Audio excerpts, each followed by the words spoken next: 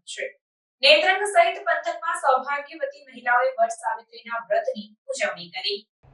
નેત્રંગ નગર સહિત પંથકના વિવિધ મંદિરોમાં સૌભાગ્યવતી મહિલાઓ દ્વારા વટ સાવિત્રીના વ્રતની શ્રદ્ધાભેર ઉજવણી કરવામાં આવી હતી અને પોતાના પતિના લાંબા આયુષ્ય અને સૌભાગ્ય માટે દાંપત્ય જીવન સુખમય રહે તે માટે વ્રત રાખી વટ વૃક્ષની પૂજા કરી હતી। વટ સાવિત્રી વ્રત કરીને સૌભાગ્યવતી મહિલાઓ પોતાના પતિના લાંબા આયુષ્ય અને સુખ સમૃદ્ધિની કામના કરે છે।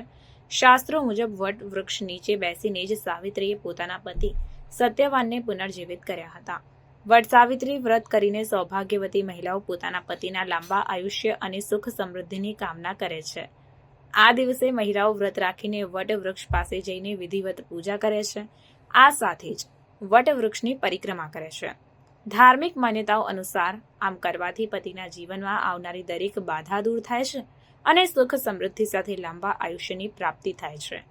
નેત્રંગ પંથકમાં ગામે ગામ મહિલાઓએ શુભકામનાઓ વિવિધ મંદિરો ખાતે સૌભાગ્યવતી મહિલાઓએ પોતાના પતિના લાંબા આયુષ્ય અને સૌભાગ્ય માટે દાંપત્ય જીવન સુખમય રહે તે માટે વ્રત રાખીને વટવૃક્ષની પૂજા કરી હતી અને એક ટાણો ઉપવાસ કરી વટ સાવિત્રી વ્રતની ઉજવણી કરી હતી।